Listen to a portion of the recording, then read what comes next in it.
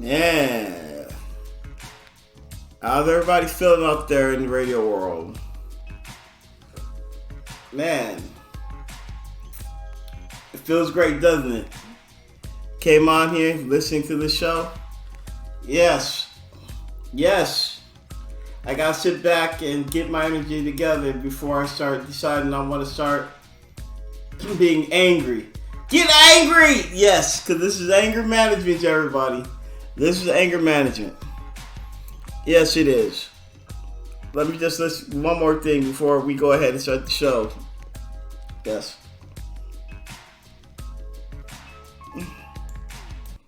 Yes. What's up, everyone? This is Sasha over here from Anger Management. How are y'all doing out there today? Oh, man. It's 420 out there. How many out there blazing one up for 420? You better hope that you have a job come 421.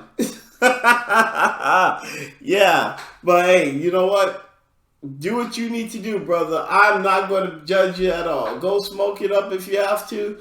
Make sure that, you get the good shit. This is a special day today. Y'all get that big stuff. You get that good shit. Remember Scary Movie 2 when they had Ghostface sitting there smoking together? Oh, man, that's what y'all want to do, man. That's exactly what y'all want to do today. Enjoy that day today. Enjoy it. Because come 421, a lot of y'all going to be unemployed. They're going to have some random drug test. They're going to walk in and be like, you, and you too. And you're going to sit there and try your best to hide, go behind some people, some friends, and make it seem like, oh, no, not me. You're like, oh, yes, you.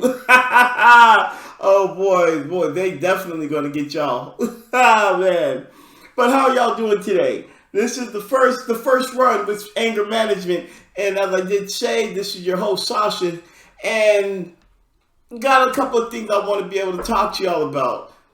The main thing is that I wanted to, just say, I'm a big Alex Smith fan.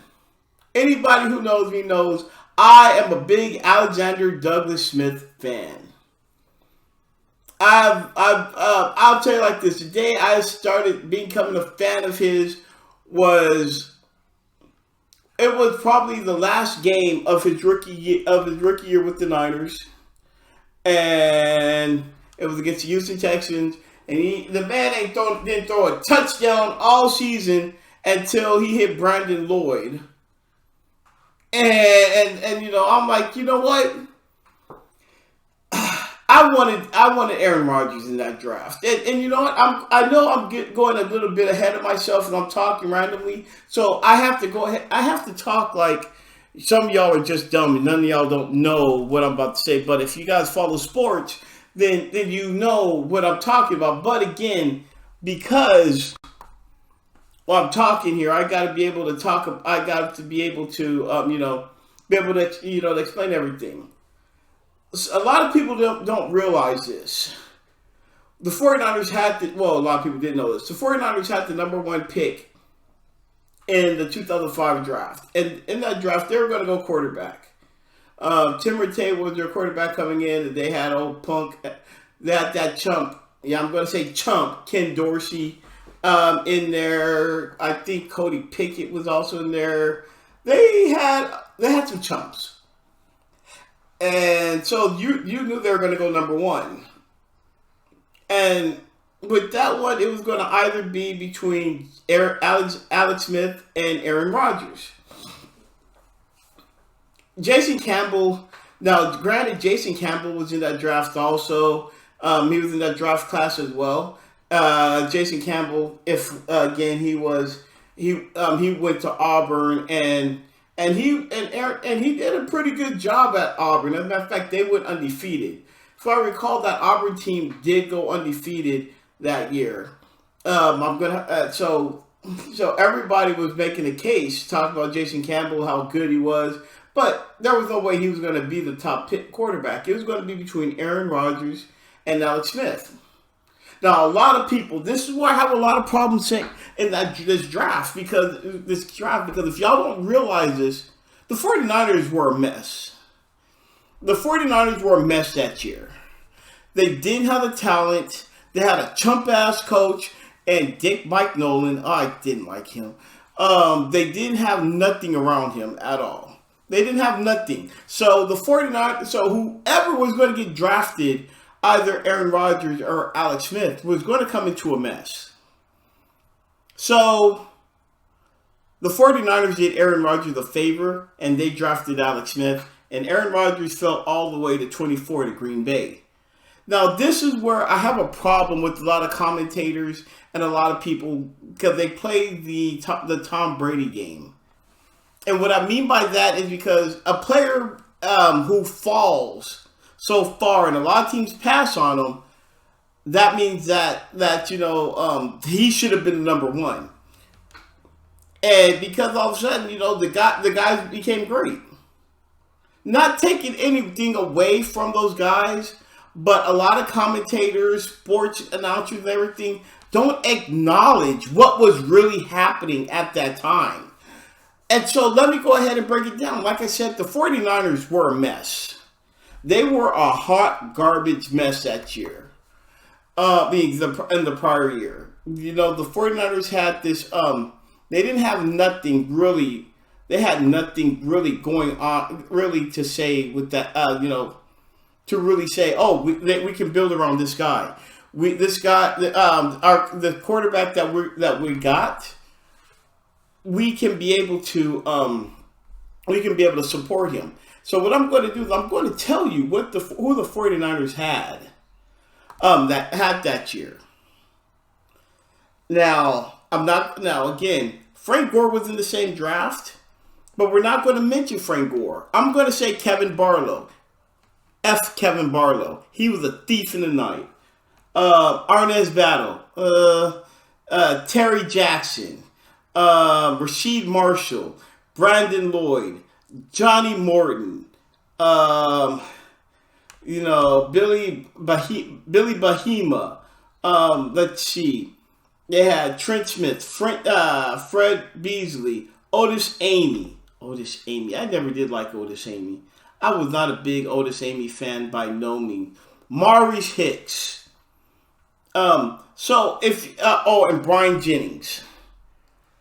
This is who the 49ers were trying to build, had around Alex Smith. Now, I can say this right now. Brandon Lloyd could have possibly been something. So we can say that they could have been able to do something. Because Brandon Lloyd, anybody knows, is nice. He was a good receiver. Coming out of Illinois. Brandon Lloyd, he was consistent. He was electrifying. He had nice hands. Snatch anything from out the sky. Frank Gore came out of nowhere and basically took the starting spot from the thief Kevin Barlow. Yeah, and that's another discussion for another time. Why I'm not a big fan of Kevin Barlow. I also said that they had Johnny Morton.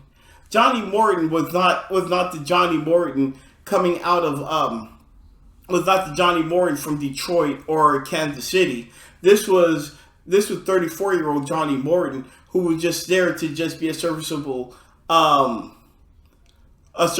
veteran to a bunch of nobodies. Rasheed Marshall. Don't get me started with Rasheed Marshall. Oh my God. I could go down the list. When you draft a quarterback, you gotta put the talent around him. You gotta put the system around him. When Alex Smith was there, if anybody doesn't know, offensive coordinators kept going away. Yes, Mike McCarthy was there, but the next year he took off. So how can Alex Smith be able to learn and to get great if you don't have the talent and you don't have the offensive coordinator? So what they do the next year? They bring in Norvell Turner, which, again, the 49ers, Alex Smith did a lot better. His numbers were better. And then they started building around that the running game with Frank Gore. So that was serviceable. But the problem with that was they still didn't have the talent. So let me go ahead and break down the talent who they had around Frank Gore. I mean, Frank Gore, Alex Smith, because Alex Smith the second year, he went for in his second year, he did start all 16 games and played all 16 games, but he went 16 of 16 for over 2,890 yards. It's an improvement, yes, but you expect a lot more, right? They had Brian Gilmore, whatever, Arnaz Battle, Vernon Davis, but this is prior to Vernon Davis, being that super stud tight end.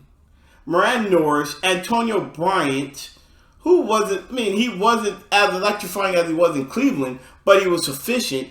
Eric Johnson, another thief. Taylor Jacobs. I was at least when the 49ers got him from, if I recall, he came in the middle of the season because Washington cut him. I'm like, okay, cool. They got a nice young stud receiver. Arnaz Battle again, because Arnaz Battle, whether I like it or not, he was consistent.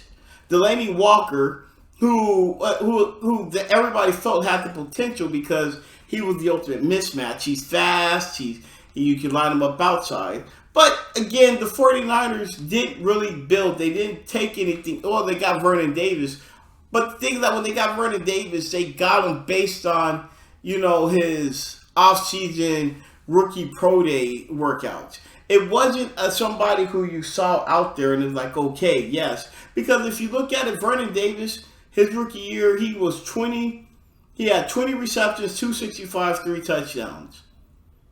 Antonio Bryant led the team in yards with 733.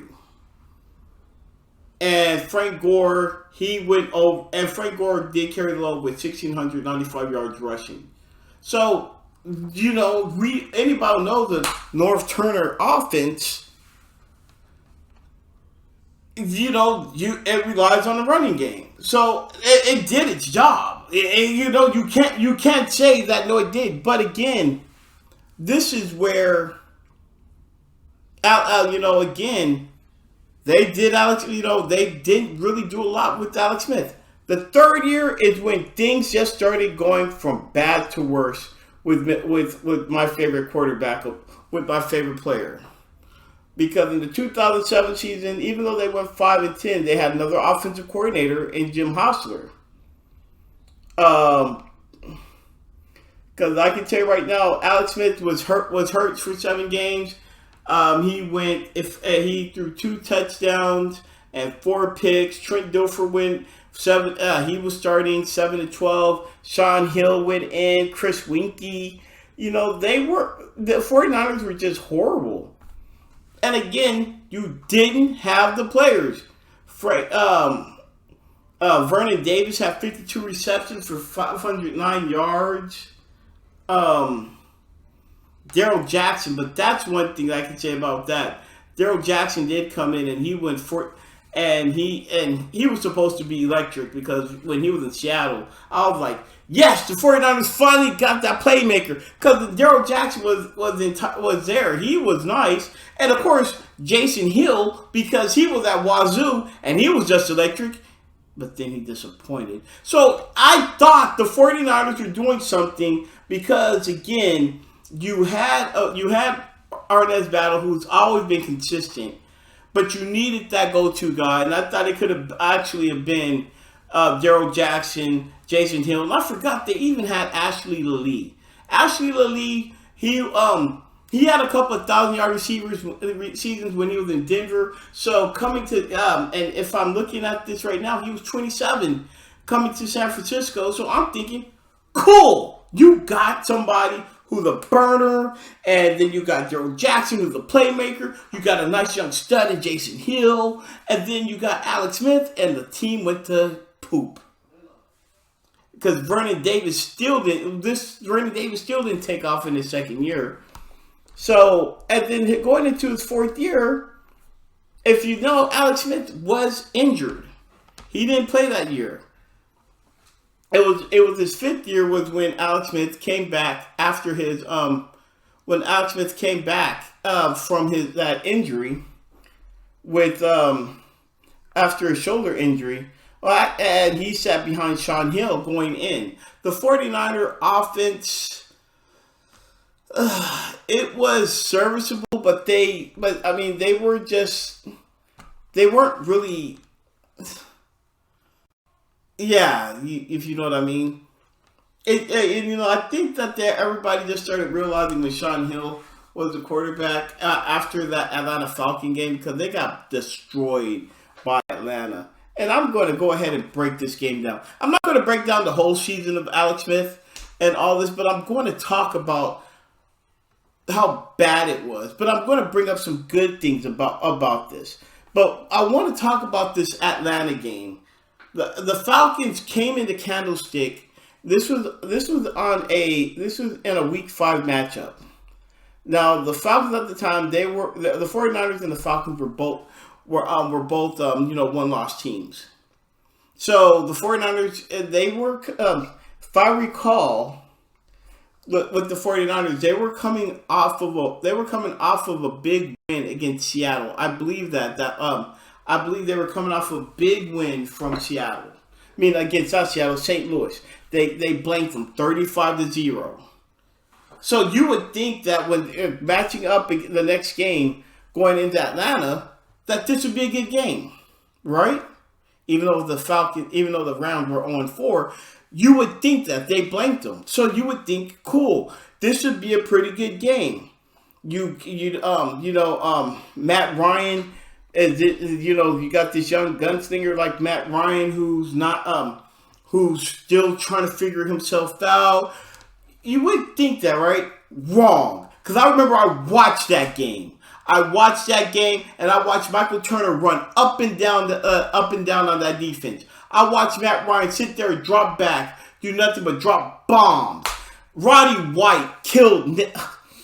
Ooh! And what killed me the most, and I'm going to explain to you what killed me the most about this. Because I remember this so well, because Roddy White, oh my God. Roddy White, he killed, I'm trying to remember what his name is. It was a cornerback they signed in free agency from Buffalo. And I'm thinking, cool. You can be able to he's a serviceable tight end, right? Not tight end, serviceable corner. He can be able to shut down anybody. Wrong. Nate Clemens. That's who it is. Nate Clemens. I was about to say Nate Odoms. It was Nate Clemens. Nate Clemens got ate alive by Roddy White. I think that was Roddy White's coming out party because Roddy White was okay when Michael Vick, but when Matt Ryan got there, oh my God, he ate them alive. He ate Nate Clemens alive. I don't like, and at that moment, I realized that Nate Clemens was a thief, and I didn't care for him. I wanted him gone. Peace. I wanted him gone, and I became a Justin Smith fan all the way. And if you want to know why I became a Justin Smith fan, why I'm saying that, because I was happy about Nate Clemens, but the same day during free agency, they signed Justin Smith from Cincinnati. So I was like, Nate Clemens, yeah, I like Nate Clemens. Justin Smith, yeah, the 49ers signed him. But who was more serviceable? Cowboy Justin Smith. So going into that game against Houston, the 49ers were down 24-0. And with the game, and with Sean Hill, the quarterback at the time, he was more of a dink and dunk type of guy. He would just sit there, and he's not going to sit there and put the ball, 20 yards and, 20 yards here, 30 there. Not going to get you chunks. He's going to get 5 here, 6 here, 7 here. And if he goes 10 yards, he's being a little bit dangerous. Oh, you went 10 yards. And they were getting blasted. So what happened? Mike Singletary decided hey, we got to throw Alex Smith in there. Alex went in there, and they were real close to coming back against Houston. They were real close. They were an interception. And the thing that Alex Smith threw an interception because he had to start forcing the ball down the field. And he overthrew Isaac Bruce with 36 seconds left, and 49ers lost that game. The 49ers lost a bunch of games, but the thing that with Alex Smith being able, when they let him throw, you saw that what he can do. But the thing is that it just didn't seem that it was enough, you know. And that's one thing where I want to be able to talk about with this thing about with Alex Smith. He's one of my favorite players because he went through so much adversity with the 49ers. His first 6 years, the guy was just pretty much like, why? You know, everybody didn't like him. I remember I got into an argument with columnist Tim Kawakami over Alex Smith. And Tim kept getting on me saying, well, he keeps throwing a lot of interceptions. I'm like, man, you're putting him down. Well, tell him to stop throwing interceptions. And, you know, they don't have the support of the team. Tell him to stop throwing interceptions. That's where it went. Tim had, every time I kept saying something, he kept saying, Alex Smith needs to stop throwing interceptions. I'm coming at him like that kid who was defending Britney Spears. Leave Britney alone! Leave Britney alone! I was pretty much like that with Alex. Leave Alex alone! Leave him alone! I don't care that, leave him alone! But you know, regardless of the fact, the 49ers were not that good. But I always felt that the franchise didn't do a good enough to be able to make him better. Now then you have somebody like Aaron Rodgers who went to Green Bay, sat behind Brett Favre, and then he had a couple of subpar seasons, then all of a sudden took off, and he's considered probably one of the greatest throwers of the football of all time, even though he has 2 MVPs. Now he has 2 MVPs and a Super Bowl championship and all this other stuff. And everybody makes it seem like, oh, he's just so great. I ask you this, and I'll say this to everybody. Would Aaron Rodgers be able to do what he's doing now, as what he did in Green Bay? And I'm going to tell you right now, the answer is no. This isn't Madden where you just pick and choose and plug somebody in and go. You got, as a player, you got to have some consistency. You got to be able to build. You got to be able to have somebody there who can be able to coach you into being a better player. And that's the problem. A lot of people just think that this is just an easy plug and go type of thing. Like, let's go ahead and I know I'm gonna digress, but this is what I'm saying. Like, you hear people always talking about Tua for with the Dolphins. Oh, he's not doing good. They're going to trade him. They figure that he's not waste. He's a waste. Well, damn, first thing is this. The Dolphins were tanking for him. They were begging for him. They got what they want. And then within a couple of games, he's not what you wanted. Then you want to get rid of him? No. You drafted him high. He's your guy. You got to be able to give this kid a chance to be able to grow. You don't expect him to sit there and throw 50 touchdowns and 4 picks in his first season. But then they're going to say, well, they didn't do anything. He barely threw over 100. So effing what? The kid is coming off a major knee injury. A major hip injury. And then you throw him out there. Maybe it was better that you guys just should have done what I think they should have done. And I think they even probably would have won. They would have been in the playoffs. And that is just let him sit. Quit trying to throw him out there and keep Ryan Fitzpatrick out there. But instead, y'all wanted Tua out there. You rushed him out there. He wasn't ready, and that's where you got. And now you want to just be like, well, no, we want to trade him. It's stupid. That is stupid. You don't draft somebody and then don't put talent around him and expect him to go like this is Madden. This isn't Madden. This isn't 2K. And that's where a lot of people have this misconception. I remember my younger brother and we got into an argument about Alex Smith after his rookie year. He has small hands. He's a bust. Like after his rookie year, you're calling him a bust? Yeah, he's a bust. They only threw 1 touchdown. You expect this guy to win with all this? He's a bust. I'm sorry, you like Buffalo. Around that time, I believe that they had Trent Edwards or J.P. Losman, and you're saying my favorite quarterback's a bust? You gotta pick and choose who you're talking about, brother. So that's where I had the problem with right there. You don't know who is going to be a bust, and just by 1 year. And two, you can't expect somebody to flourish if you don't have that consistency. I'll just say, and I'll throw something at you.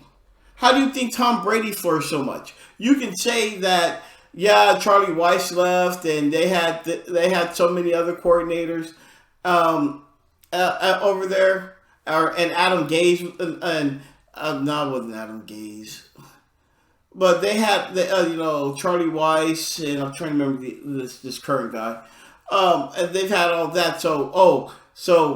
And they left, but the thing that they never changed the system. That was still the same offense. So he was able to flourish. Peyton Manning, oh yeah, he was able to flourish. You saw exactly how Troy Aikman looked when Norvell Turner left. You took away you took away that offense, and then when they tried to spread it out. Yeah, if little people know, but back in 1996, the Cowboys were they changed their offense after right after Barry Switzer. That's in 96, 97, 98. I'm sorry, 97, 98. They after Barry Switzer had left, they changed their offense, and that's when Chan Gailey came in. And when Chan Gailey came in, they started spreading the ball out, and Troy was in the shotgun. So for majority of his career, this guy is under center, run heavy offense, where he's a deadly passer. But again, why does he have to sit back and drop back 45 to 50 times and throwing left and right when you have that offensive line and that running game to take the load off you? You don't have to ask that, but he can do it. But you see, when everything changes, you're not that guy anymore. So that's where I have that problem with the 49ers. They didn't know what their identity was, but they had a young quarterback, and you kept changing philosophies and not putting the talent around them. And when they finally did put the talent around them, then the coaches were stupid. Mike Singletary was stupid. And then everybody was happy with Jim Tomsula. I'm not gonna lie, I was a Tomsula guy because I felt that everybody loved playing for him. But that's a different story for a different time, so I'm not going to go there. And then they get Jim Harbaugh, and that's when Alex Smith took off. And everybody say he's checked down Alex. I mean, we're going back to what I just said about Troy Aikman. The 49ers were run heavy. You had Frank Gore. You had Kendall Hunter. You had LaMichael James. You didn't have to sit there and force the ball down the field. No, they didn't have Michael James their first year. But around that time, and the first year with them, he came in the second year.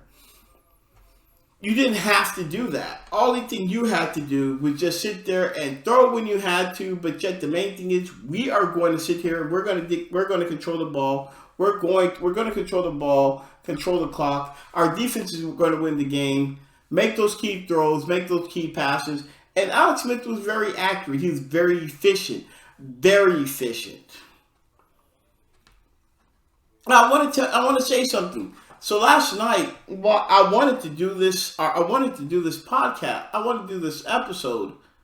But what happened was I was told David Bonilla, the editor for the 49er Web Zone, that I wanted to write an article about, Alex Smith's top 5 moments with the 49er.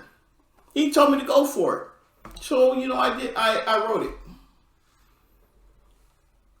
And so and stupid me, I was writing it, and then I forgot to save it, and my laptop froze. Oh my god, I felt so stupid. Like, oh my god, you dummy. So I had to rewrite it, and I didn't finish till a little bit after midnight. So the lawyer told me you need to be sure that you get some sleep.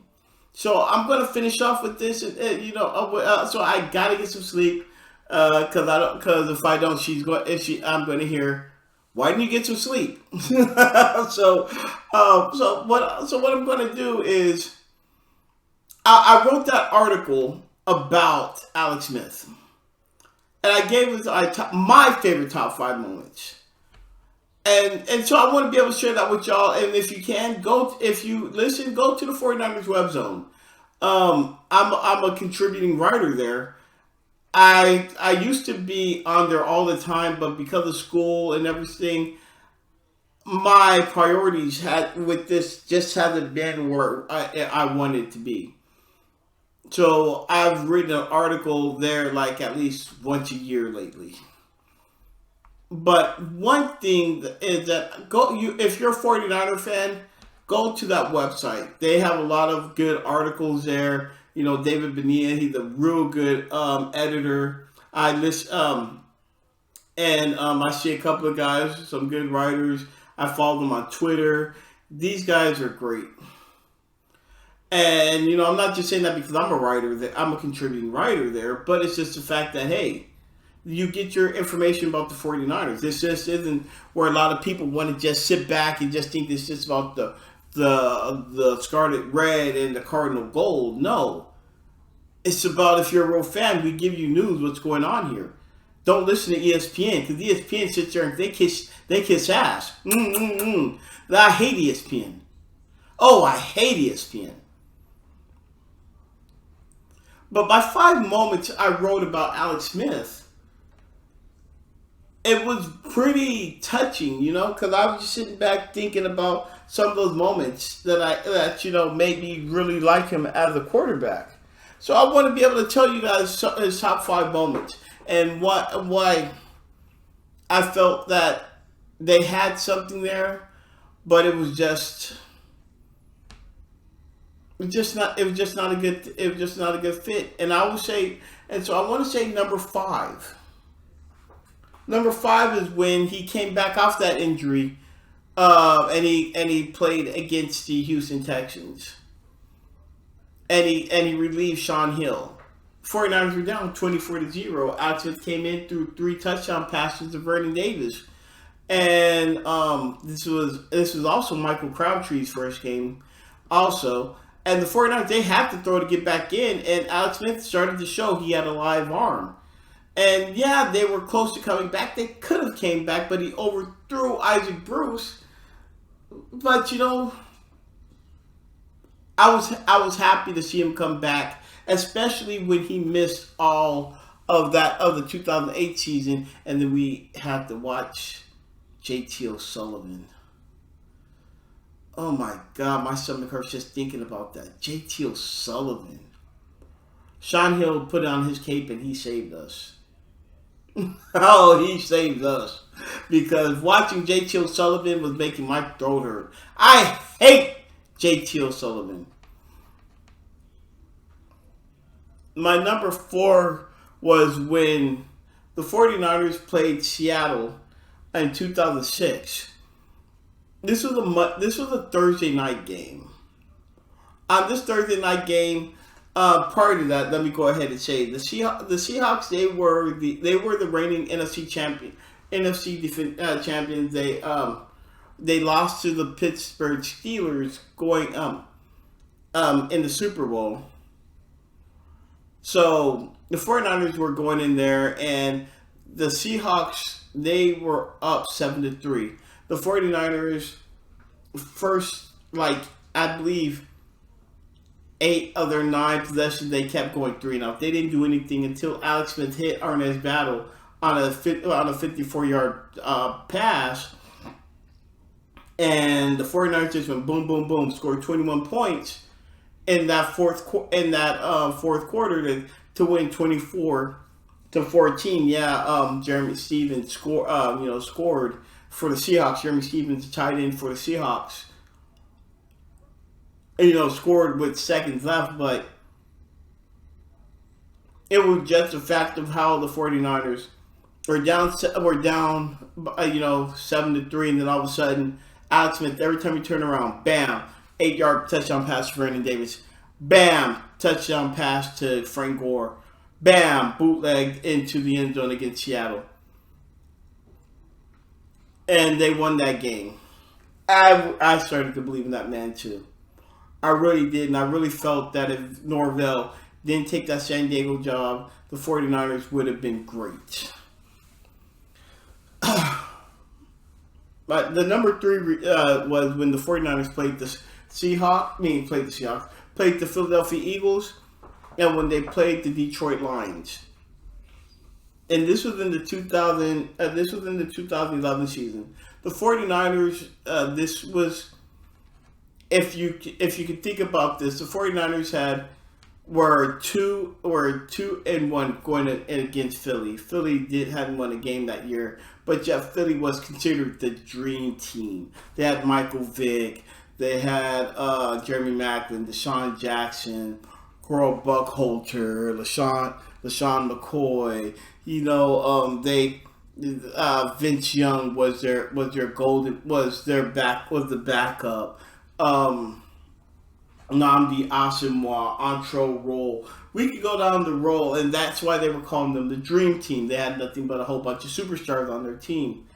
They jumped out on the 49ers 20-3. I believe that they jumped out on them 20-3. Then going into the second half, Alex Smith just went boom, boom, boom, hitting Josh Morgan, Vernon Davis, and then Frank Gore, took control of the game in the fourth quarter, where they were able to score, and they won 24-23. Yeah. That's when you're like, hey, these guys good. They were playing at Lincoln in Philadelphia. They jumped on them, and this team did not quit. Now, why do I want to include the Detroit Lions? Because you have to realize that that year, Detroit was undefeated. They were 5-0, and Matt Stafford was starting to come into his own. And I mean, they had a pretty good offense going into it. Javid Best, the rookie from Cal, the rookie running back. Calvin Johnson, everybody knows he's a monster. We could go down the list. And the 49ers, they had you had Alex Smith, who wasn't considered. He's not going to go tit for tat with Matt Stafford. Matt Stafford is a gunslinger. Alex Smith is not a gunslinger. He played it safe. And yeah, during that game, Alex Smith threw for only 123 that game. But he made the key pass where he hit Delaney Walker on 4th and 6, on 4th and goal from the 6, and he was able to walk into the end zone.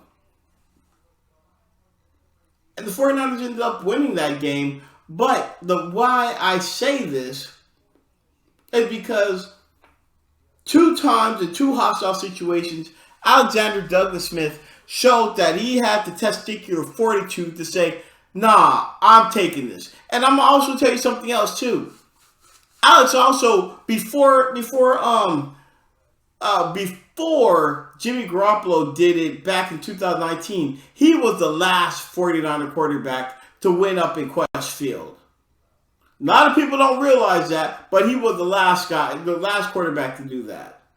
The last 49er quarterback to do that. The 49er quarterbacks, we could go down the list, and trust me, it's a horrible list after Colin Kaepernick, and I don't want to think about them all, but they were getting their asses whooped going up in the Quest Field. But my man Alexander D. Smith did that.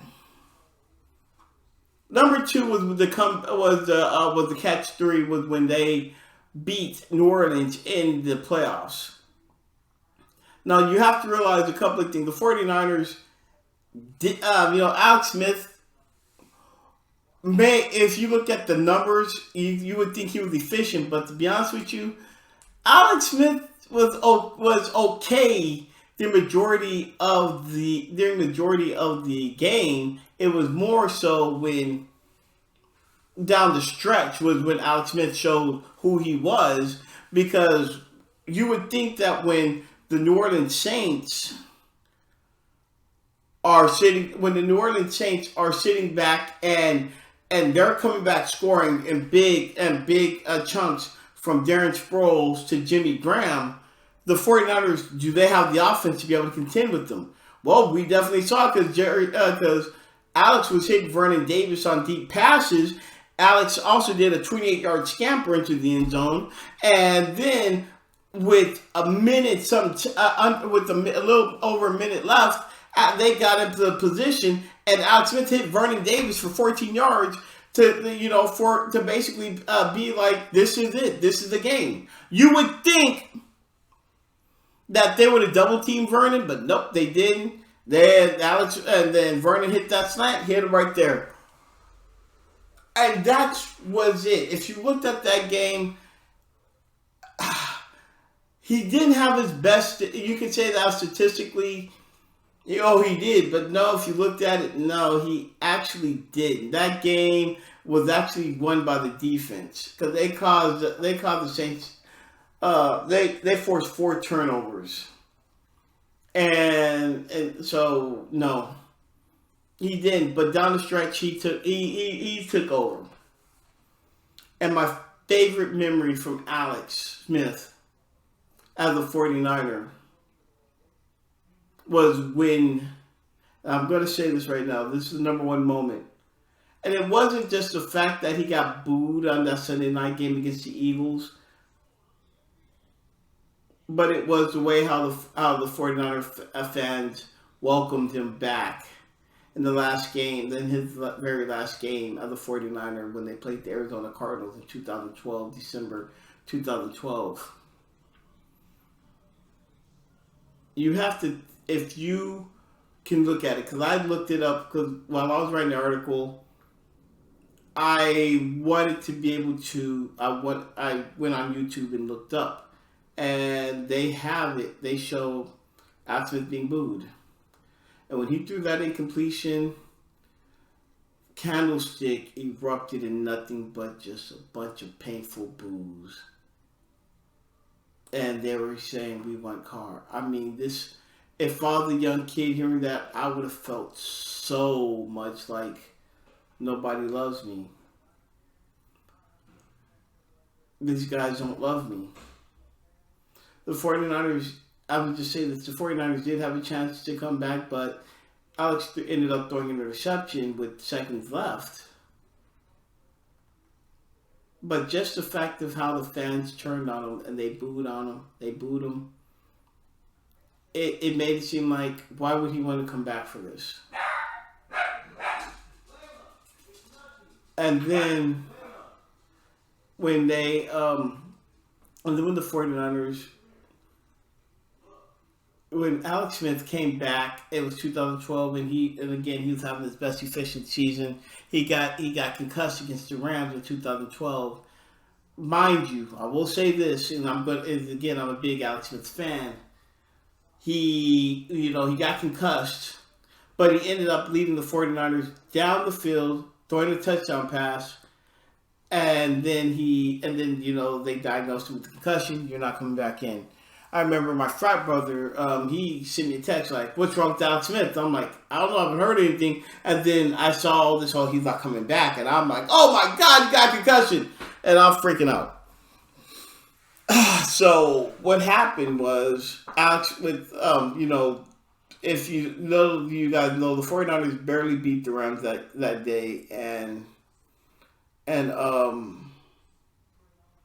No, they tied them. I'm sorry, they tied them that game. What did they tie him, or did they beat him that game? Because Colin Kaepernick came in, and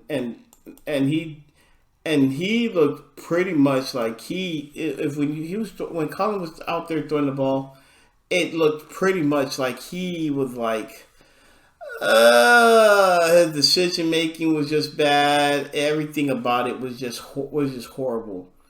But of course, if you all know about Colin, he can run. Colin Kaepernick can run his ass off, and I remember when they got the ball last into the going into the fourth quarter, he was able to get them into scoring position, and um, okay, yeah, that game they tied. So yes, I was right. Okay, they didn't win. They tied that game because Colin Kaepernick was able to get them into position to get them into overtime, but nobody scored, so they tied. But in that next game, when they played the Bears, Colin sat there and he lit up the San Francisco skyline. And of course, everybody knows them for running and everything, so they just felt, hey, we're going to go with Colin Kaepernick for the rest of the season. It hurt my heart. It hurt my heart to see that my favorite player now is not going to be starting. It was like, wow, this is probably going to be his final season. But that final game against Arizona, they were already up 27-13 with 5 minutes left. The 49er faithful uproared and just cheered for Alex. They cheered for him. I can remember that because I remember watching that game because I was on the NFL. I was on I take that. I was watching that game. Actually, I wasn't watching that game. I was on the red zone. That was the time I fell in love with the red zone. But I was on the red zone, and I remember when they cut to that game, and I was just so happy. So, if you were to ask me right now about Alex Smith, I'd say this: Alex Smith is probably going to be by far as one of the greatest 49er quarterbacks of all time. He is very he has those moments that goes up in the lore where everybody talks about, yes, he did this, and yeah, not to mention the catch three, just one of them, and not just these games that I talked about, but his adversity and the way how he fought and the way how he was able to keep coming back no matter what. I'm a big fan of his. No, nobody can tell me different. And when he went to Kansas City, I cheered for him. When he went to Washington, I cheered for him. Because again, I've watched this guy from the time he was in when he his junior year at Utah, and when he sat there and picked the Pitt Panthers apart. Try saying that, pick Panthers apart. Wow. Said that 3 times. I thought I thought I was going to be a tongue tie. But it is just about the fact that he has a legacy, and it was forged. Now, don't get me wrong. I'm not saying that Alex Smith is a Hall of Famer. I may be a fan, but I'm not stupid. I'm not like ESPN, who's going to be like, oh yeah, he's a Hall of Famer, let's put him in there. I don't do that. Alex Smith's legacy is great. Is great up there, is what it is. It's just like there with Jeff Garcia's. Even as much as people may not want to hear it, but even with Colin Kaepernick, as well.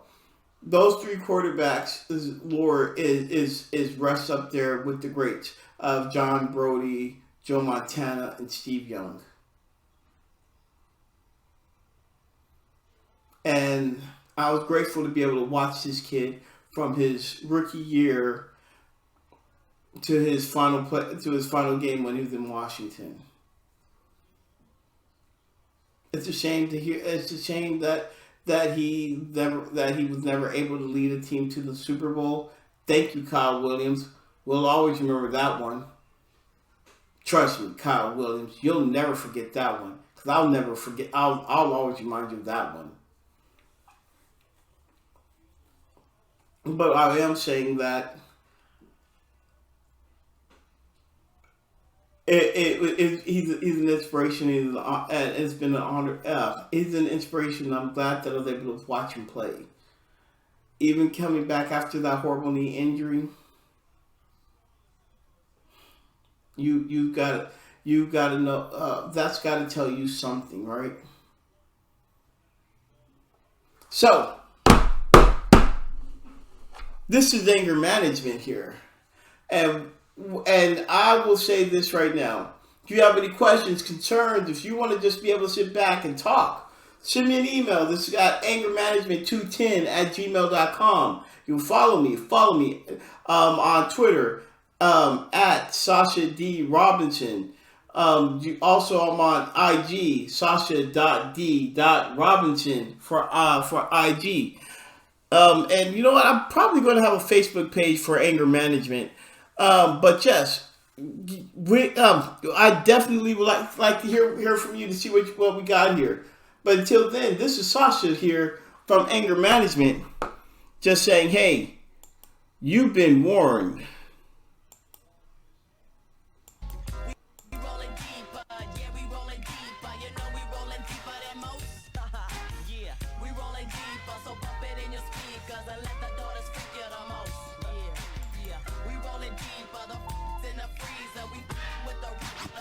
Hit that.